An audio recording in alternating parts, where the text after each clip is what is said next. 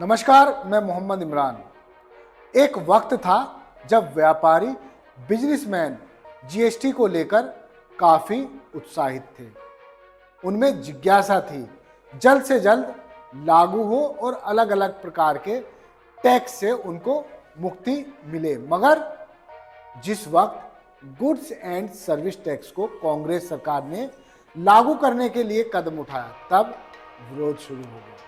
फिर मोदी सरकार ने एक देश एक टैक्स की कल्पना करते हुए जीएसटी को लागू कर दिया। जीएसटी एक अच्छी कर प्रणाली हो सकती है, मगर जब जीएसटी अधिकारी ही जालसाजों से मिल जाएंगे तो मुश्किल होगा, और हो भी रहा है। पुलिस बार बार ऐसे गिरोह के पर्दाफाश कर रही है। तो क्या जीएसटी विभाग के पास हेराफेरी करने वालों की कोई सूची नहीं होती? वीडियो को आखिरी तक देखिए तो पता चलेगा कि किस तरह से नोएडा पुलिस ने अब तक हजारों करोड़ रुपए की जीएसटी हेराफेरी कर डकारने वाले जालसाजों को गिरफ्तार कर जेल भेजा है, और किस तरह से जीएसटी में घपला किया जाता है। जीएसटी यानी गुड्स एंड सर्विस टैक्स, इसे देश भर में एक प्रणाली के रूप में मोदी सरकार ने लागू किया। जीएसटी लाने की बातचीत और चर्चाएं काफी समय से चल रही थी, मगर 1 जुलाई 2017 को इसे पूरे देश में लागू कर दिया गया। जीएसटी प्रणाली समझने के लिए यह समझना जरूरी है कि इस जीएसटी यानी टैक्स को डेस्टिनेशन टैक्स के रूप में भी देखा जा सकता है। चलिए आपको समझाते हैं कि जीएसटी का पूरा झमेला क्या है। दरअसल जीएसटी रॉ मटेरियल से ही लगना शुरू हो जाता है। जब कोई कंपनी रॉ मटेरियल खरीदती है तो बेचने वाला जीएसटी लगाकर उन्हें बिल देता है। इसके बदले कंपनी उस रॉ मटेरियल को प्रोडक्ट बनाकर बेचती है। दरअसल जीएसटी रॉ मटेरियल से ही लगना शुरू हो जाता है। जब कोई कंपनी रॉ मटेरियल खरीदती है तो उसे बेचने वाला यानी रॉ मटेरियल बेचने वाला जीएसटी लगाकर ही बिल कंपनी को देता है। कंपनी रॉ मटेरियल के साथ साथ जीएसटी का भी पेमेंट इस व्यक्ति को दे देती है। फिर ये व्यक्ति उसे सरकारी खजाने में जमा कर देता है। जिम्मेदारी रॉ मटेरियल बेचने वाले की होती है कि वो इस पैसे को जमा करे। जितना भी प्रतिशत कंपनी ने रॉ मटेरियल लिया है और उस पर जीएसटी लगाए, वो उसको इनपुट क्रेडिट के रूप में मिल जाता है। जब कंपनी अपना प्रोडक्ट बनाकर बेचती है, जिसको बेचेगी तो कंपनी भी उसको बिलिंग करेगी। फिर कंपनी जो उसका इनपुट क्रेडिट है उसका बेनिफिट लेगी। अब कंपनी ने जो इनपुट क्रेडिट लिया था, अपने पैसे को इनपुट क्रेडिट में एडजस्टमेंट कर देती है। जो अतिरिक्त निकलता है उसे जमा कर अपनी रिटर्न फाइल कंपनी की ओर से की जाती है।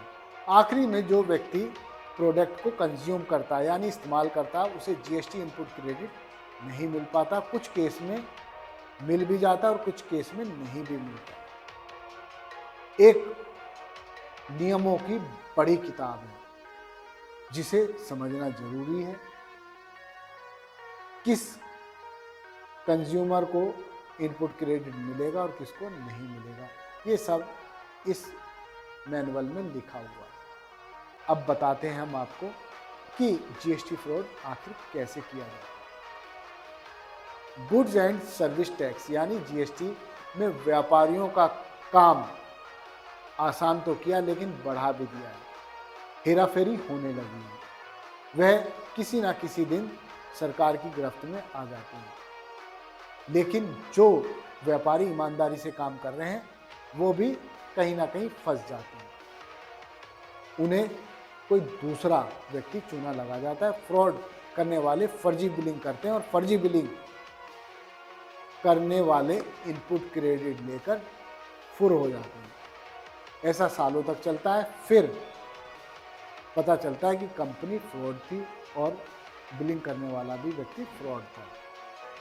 फंस हो जाता है जो वाकई बिजनेस चला रहा है और काम कर रहा है। दरअसल नोएडा पुलिस ने भी ऐसे ही लोगों को गिरफ्तार किया जो फर्जी बिलिंग किया करते थे और अब तक जीएसटी विभाग को 200-400 करोड़ नहीं बल्कि हजारों करोड़ रुपए का चूना लगा चुके हैं। ये रॉ मटेरियल, मोबाइल और बिल्डिंग मटेरियल सप्लाई, स्क्रैप, इस तरह के कारोबार दिखाते थे और फर्जी बिलिंग करते थे।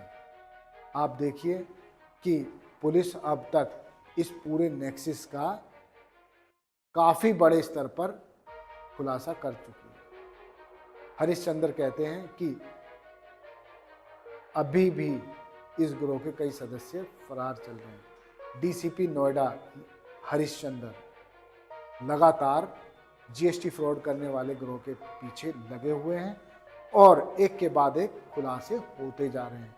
मेरा सवाल केवल यही है, जब पुलिस जीएसटी फ्रॉड करने वालों को पकड़ सकती है तो क्या जीएसटी विभाग जो ये लोग फ्रॉड कर रहे हैं उन पर लगाम नहीं कस सकते?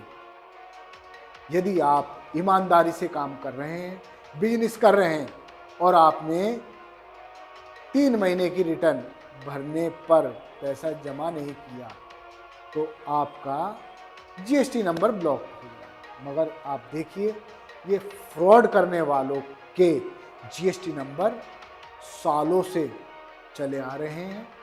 जब गबन का पैसा बढ़ता चला गया, हजारों करोड़ में हो गया, तब जाकर जीएसटी विभाग की नींद खुली। या ये कहें कि जो जीएसटी विभाग के भ्रष्टाचारी अधिकारी बैठे हैं वही इस काम में लिप्त हैं और उन्हीं की आंख बंद करने पर फ्रॉड करने वाले फ्रॉड करते रहते हैं। काफ़ी ऐसे लोग हैं जो जीएसटी विभाग को हजारों करोड़ का चूना लगाने के बाद विदेश जा चुके हैं। अब उनसे कर वसूली कैसे हो? जो भारत में ईमानदारी से व्यापार कर रहा है, बिजनेस कर रहा है, वो जीएसटी विभाग की प्रताड़ना झेलता है। उससे कभी आप पूछिएगा तो पता चलेगा। खैर, नोएडा पुलिस एक के बाद एक खुलासे कर रही है और होने भी चाहिए। ज़्यादातर जीएसटी का घपला लोहे के व्यापार में है। धन्यवाद। आप देखते रहिए जय हिंद जनाब।